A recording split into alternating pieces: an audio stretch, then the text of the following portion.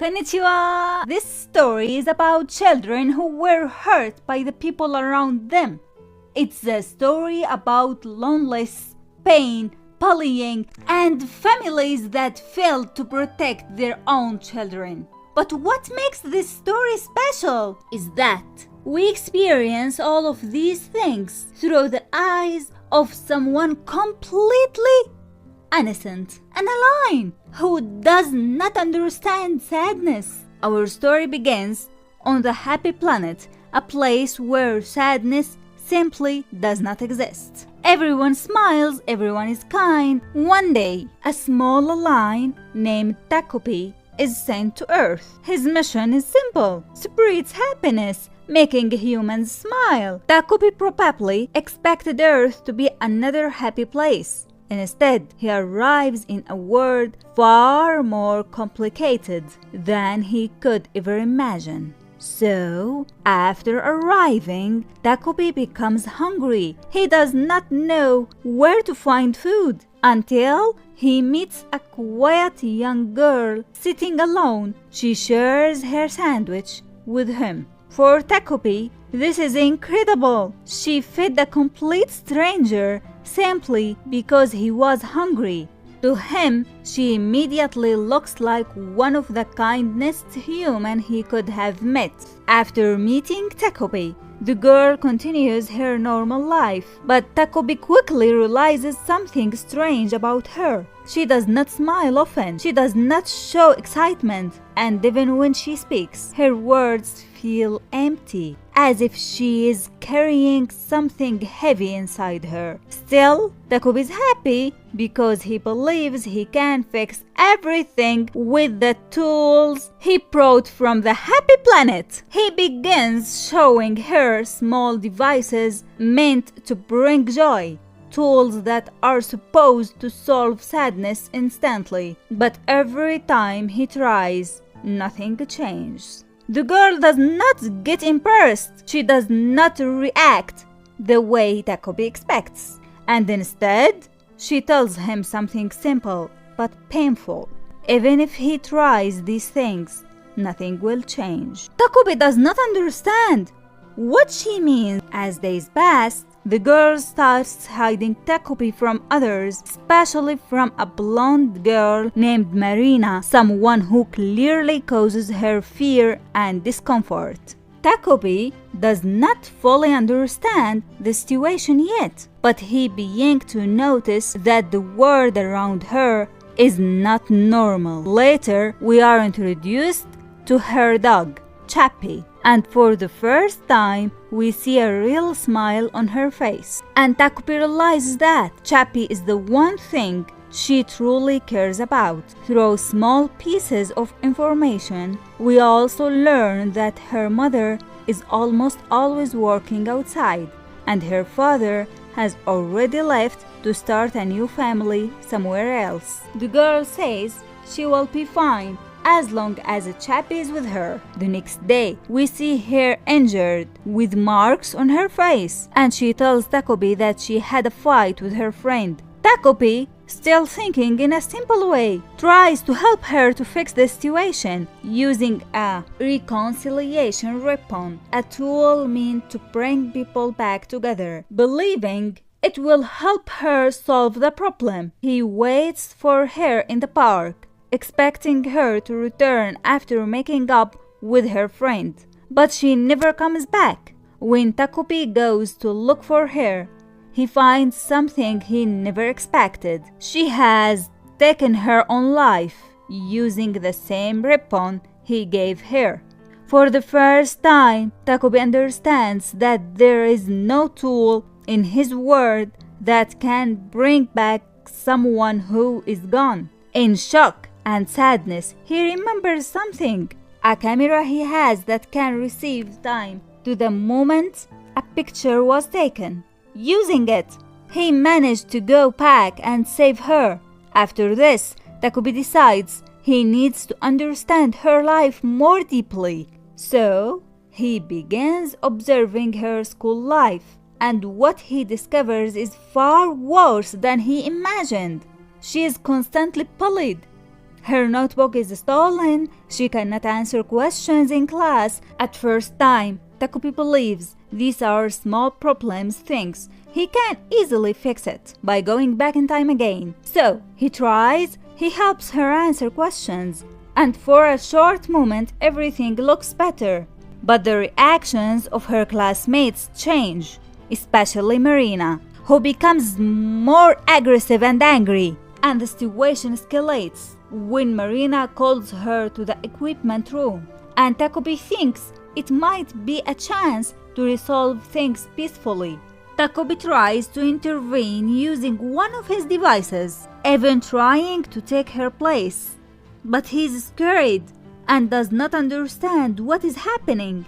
Marina attacks without hesitation. And for the first time, Takopi sees real human cruelty up close. In panic, he uses time machine again, trying to fix things.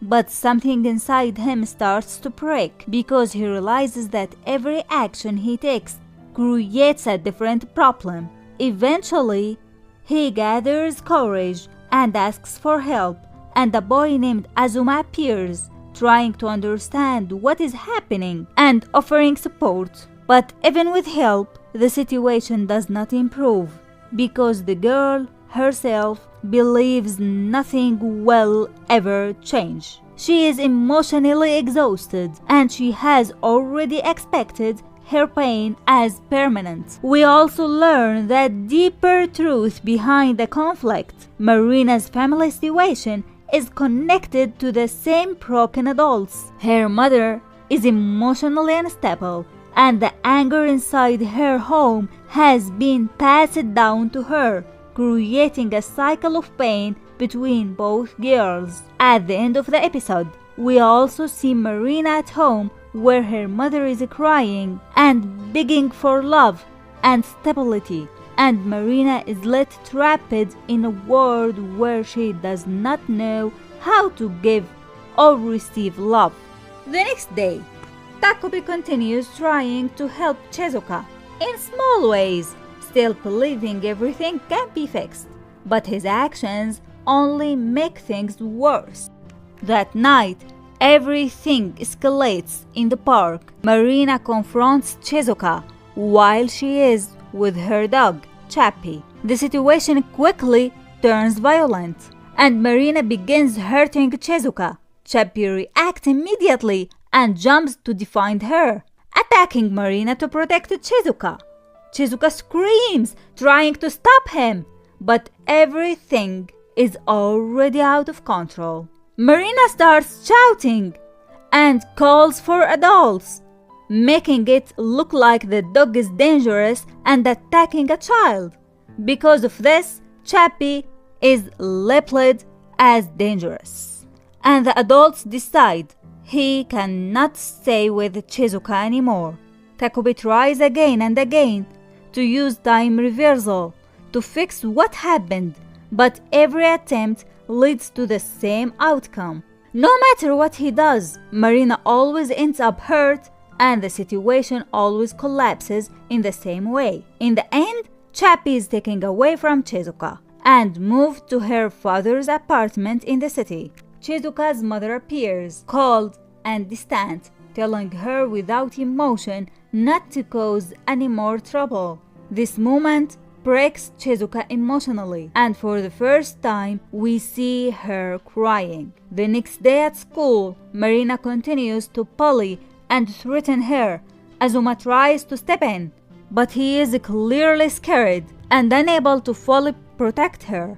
After school, Marina takes Chizuka to an isolated place and begins hurting her again, this time more deeply and personally, using everything related to Chappie against her. In the middle of the violence, Takopi finally intervenes directly, using his camera and desperation to stop Marina. But in this moment, something goes terribly wrong. Marina is accidentally killed. For the first time, Chizuka suddenly shows intense emotion, almost happiness, thanking Takopi repeatedly.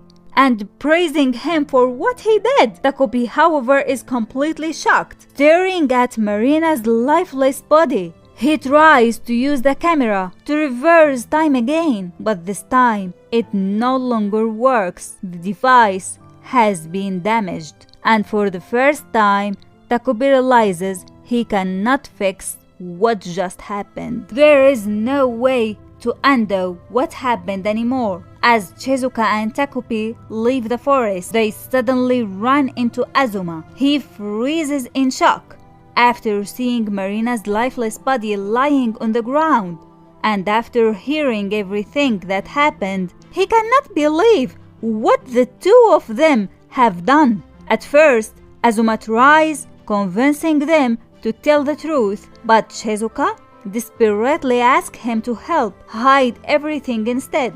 Azuma hesitates, but memories of his mother's words come back to him, and we slowly learn that he is struggling with the problems of his own. And deep inside, Azuma simply wants someone to rely on him and love him without conditions. In the end, he decides to help them. Using one of the Takopi's strange tools, they hide Marina's body and bury it. Since Marina has suddenly disappeared, Takopi uses another tool to disguise himself as Marina and continue living her daily life. Then, Takopi enters Marina's house and witnesses the same painful atmosphere once again. Her parents continue arguing, shouting at each other. The next day, Chizuka talks to Azuma about going to Tokyo to visit Chappie. They begin thinking about ways to save enough money for the trip, and one small plan almost goes wrong, forcing Takopi to use several gadgets to help them escape before anyone noticed. During this time, we get a better look into Azuma's life. His mother constantly pressures him to become just like his older brother because his grades are not perfect, and even denying him small rewards because he failed to meet her expectations. Little by little, it becomes clear that Azuma is another child carrying invisible scares. At school, everyone becomes confused after seeing Marina suddenly acting kindly towards Chizuka. In reality, this is still Takopi hiding behind Marina's appearance. The three of them begin spending more time together, laughing, playing, and making plans to reach Tokyo someday. For a brief moment, they almost look like ordinary children enjoying their summer. However, Takopi goes back to Marina's house. Her parents continue fighting, and her father tells her that they will get divorced soon and asks if she wants to come live with him in Tokyo. At the moment, Marina realizes that her father's home is actually the same place where Chappie was taken. Later that night, Takopi talks to Marina's mother. She quietly looks at him and says that he cannot fool her. The child standing in front of her is not her daughter. She begs him to bring her Marina back before collapsing to the floor in tears. For the first time, Takopi truly understands something painful. Marina was never simply a bully. She was also a child trapped inside a home full of screaming and emotional wounds. Takopi looks through Marina's photographs. Remember her smiles. He begins crying. He deeply regrets killing her and finally realizes that his desperate attempt to protect one child ended up destroying another. But before anyone has time to process these feelings, the next morning arrives, and authorities investigating the area and discover Marina's buried body. The fourth episode begins with the consequences finally catching up everyone. Takopi, Chizuka, and Azuma meet again at the park, but this time Azuma completely loses his composure. News about Marina's body has already spread. People are talking about a murder, and Azuma desperately tells Takopi to stop pretending to be Marina because they cannot keep lying forever. After returning home, Azuma looks exhausted and broken, leaving his older brother worried about his condition. Meanwhile, Takopi feels overwhelmed with guilt. He believes that, at the very least, Marina's family deserves to know the truth, and he starts thinking about confessing everything. However, Shizuka interrupts him without hesitation and coldly brings the conversation back to something entirely different. She still wants to go to Tokyo and see Chappie. Azuma tries explaining that they should not leave the city while the investigation is ongoing. Because Shizuka depends on him, he decides to continue helping her and start thinking about another plan. That night, Azuma stays awake, trying to figure everything out. His older brother notes something is wrong and gently asks him about Marina's death. The following day, police officers visiting Shizuka and asks questions about Marina. But Shizuka proudly tells Azuma that she followed his instructions perfectly and never mentioned anything suspicious. Then, at school, Azuma's stress finally catches up to him. During an exam, his grades drop dramatically, and when his mother sees the results, she completely gives up on him. She tells him she no longer cares what he does and even gives him the pancake she used to deny him, not as an act of kindness, but in a way that hurts him far more deeply than physical punishment. Later, Azuma breaks down, crying in the park while talking to Shizuka. She tells him that the police questioned her again about Marina's case and asks for his help one more time. Then she says something shocking. She asks Azuma to confess in her place. She promises that she will wait for him even if he is sent away, hugs him, kisses him, and gives him the affection he has desperately wanted for so many years. It becomes difficult not to wonder how much pain can change a person. Is Shizuka still simply a victim trying to survive, or has her suffering slowly started transforming her into someone capable of hurting others as well? The series never gives an easy answer. For a brief moment, Azuma almost considers sacrificing himself. He wants to believe someone finally chose him. When he finally returns home, his older brother Junya welcomes him warmly and stays by his side despite everything. For the first time, the image of Junya as a perfect older brother begins to shatter. Junya admits that he is not perfect at all, tells Azuma there is no reason to envy him, jokes that the pancake their mother always fought over actually tastes terrible, and comforts his younger brother as Azuma cries uncontrollably. Finally, Azuma tells him the entire truth. By the end of the episode, we learn that Azuma's mother suffers a severe emotional breakdown after rumors spreads linking her son to Marina's death. Shizuka, however, barely reacts to any of it. Realizing that Azuma will no longer help her, she quietly puts Takopi's summer hat on his head, takes his hand, and starts walking forward, no longer waiting for anyone else, still moving towards Tokyo, even if she has to leave everyone behind. After everything that happened, Shizuka finally reaches Tokyo together with Takopi, hoping that at least one thing in her life can still be saved. They arrive at her father's house, and when the door opens, Shizuka freezes. The person standing in front of her is her father, holding a small child in his arms. Moments later, another little girl runs toward him, even though seeing her father's new family is already painful enough. Shizuka suddenly hears a dog and immediately rushes toward the sound, but another disappointment awaits her. The dog is not Chappie. Then, one of the children asks who Chizuka is and why she keeps calling this man Dad.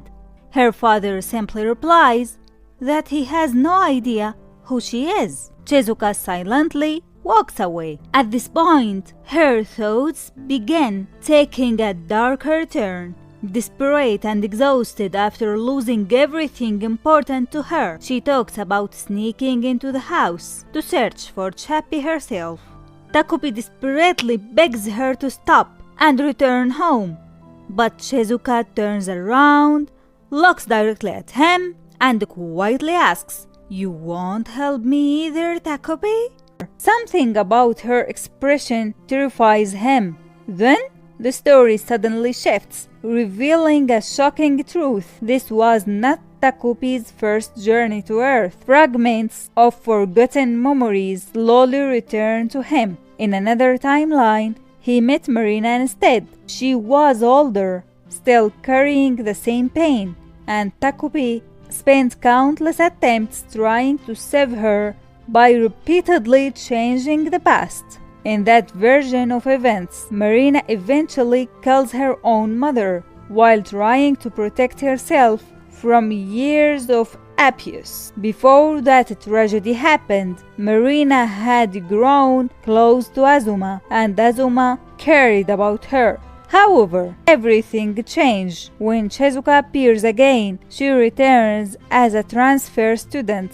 Azuma feels responsible for her because she has no family left to depend on, and he admits that he has cared about her since childhood. Marina struggles to accept this, but her mother reacts even more violently. She blames Marina for ruining everything, insults her, and physically attacks her until Marina finally snaps and kills her in self-defense. In a moment filled, Marina says that perhaps she should have killed Shizuka years ago instead. Although Takopi still does not fully understand human concepts like murder, he reaches a terrible conclusion.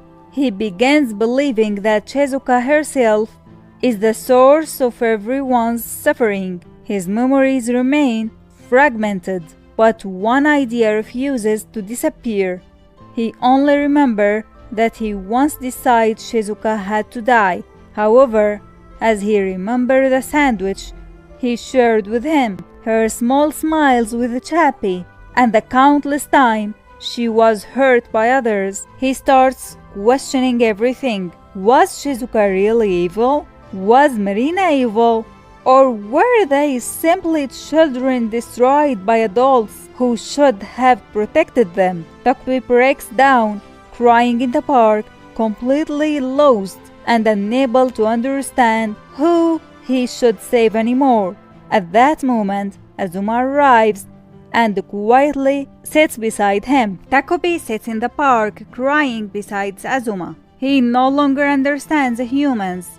He no longer knows who is a bad person, who is a victim, or who should be saved. He quietly asks himself, how can someone who does terrible things also be kind? Azuma has changed. He is still a child, but after finally receiving support from someone older and learning that he does not need to earn love by sacrificing himself, he thanks Takopi for everything and returns the broken camera before leaving, and the two shares an emotional goodbye. Soon after, Shizuka appears. She looks exhausted, hopeless, and her expression frightens Takopi once again. She says she wants to search animal shelters for Chappie. Takopi desperately tries to stop her from hurting anyone else, but years of loneliness and disappointment finally explodes. Shizuka shouts at him, insults him, and even hits him while crying. She pours out everything she has been carrying inside. She says nobody loves her. She was abandoned by her father. She feels like a burden to her mother. And Chappie is probably gone forever. Takopi listens to everything in silence before apologizing. He apologizes for being useless, for never understanding her pain. Shizuka breaks down, crying for the first time. She does not ask for Chappie. She does not ask for Tokyo. She asks Takopi not to leave her. A few peaceful days pass between them, and then Takopi reveals his final plan. The broken happiness camera can still work one last time, but only if he gives up all of his happy energy and disappears forever. Shizuka begs him not to do it. She cries harder than ever. She does not want to lose him too. But Takopi smiles and disappears. The camera flashes. Time rewinds. Once again, Chappie is alive. Marina is alive. Shizuka is alive. But the bullying still happiness. Marina still teases Shizuka. At first glance, nothing seems to have changed, but then Shizuka unconsciously draws a small strange creature on a piece of paper, a round little figure with tentacles. Marina notes the drawing. She looks at it, asks about it, and for the first time, instead of hurting each other, the two girls share a tiny moment of curiosity. It is such a small sense, almost meaningless. Yet it quietly suggests something beautiful. Maybe people do not always need someone who can fix everything. Maybe what they truly need is someone willing to listen, someone who notes their pain, someone who stays beside them long enough for them to feel less alone. Takopi was never really a story about an alien trying to spread happiness. It was a story about wounded children carrying pain inherited from adults. A story about how suffering can be passed from person to person. And perhaps a story about how even the smallest connection can become the first step toward breaking that cycle. And that's the story of Takopi ends. Please press like and subscribe to the channel. Sayonara!